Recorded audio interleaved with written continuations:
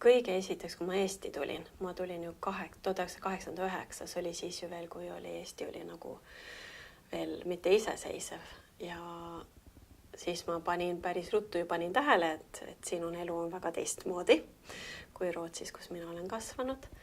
Ja siis ma hakkasin nagu mõtlema, et tegelikult võiks ikka ju nagu ÜFO-t hoopis käivitada, et ÜFO on ikka ju vabatahtlik organisatsioon. Ja siis võtsin ÜFO Taaniga ühendust, siis oli see Finn Kjeldsen oli ÜFO Taani tegevdirektor ja temaga rääkisime ja tema andis siis teada, et juba on mingi ühendus olemas, et üks Eestis üks õpetaja ja ühed Taani õpetajad olid omavahel nagu kokku saanud ja nemad olid siis veel selle Eesti õpetaja 2 õpilast oli nagu leitud, kes siis lähevad siis Taani, eks ju, vahetusaastale. Aga siis ÜFO Taani, kuna mina olen endine vahetusõpilane ja mul oli nagu see kogemus ka olemas, siis nemad viitsid nagu mind kokku selle Eesti õpetajaga. Urve Tamming oli tema nimi. Ja siis me nagu oli mõte alguses, et meie pidime siis nagu koos seda käivitama. Ja mina kutsusin veel juurde inimesi nagu, keda ma teadsin, kellel oli nagu mingisugune rahvusvaheline kogemus ka. Kuidas me leidsime oma esimesed vahetusõpilased? Esimesed 2 olid selle õpetaja Urve Tammingu õpilased. Järgmine aasta minu meelest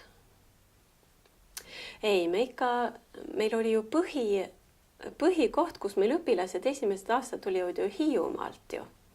Sellepärast, et meil oli üks õpetaja, inglise keele õpetaja Hiiumaal, kes oli väga huvitatud ÜFO-st ka. Ja tema jagas seda infot nagu seal. Ja siis tekkiski niimoodi, et meil Hiiumaal, ja kuna Hiiumaal on ka juba väike ja juba mõned läksid, siis tuli järjest juurde.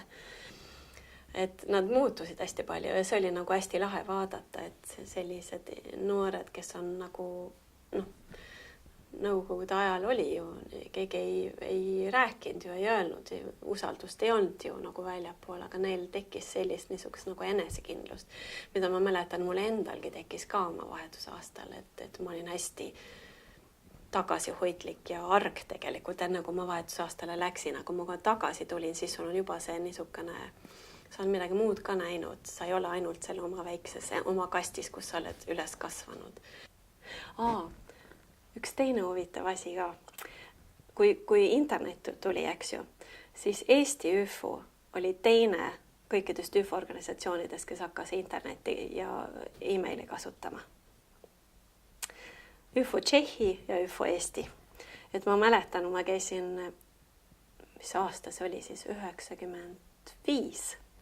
Käisin Hollandis, Euroopa konverents oli, ja siis ÜFO Tšehhi tegevdirektor selgitas ühe ümbrikuga, mis asi on e-mail teiste ÜFO-organisatsioonidele ja siis ta küsis, kellel on e-mail ja mina olin ainukene, kes tõstsin kätt, sest mina olin ainukene, meie olime ainukesed, kellel oli meil. Kõik veis faksi teel sinna maani ja veel tükk aega pärast seda, enne kui teised meiliga olid. Me olime väga niisugused esirindlikud.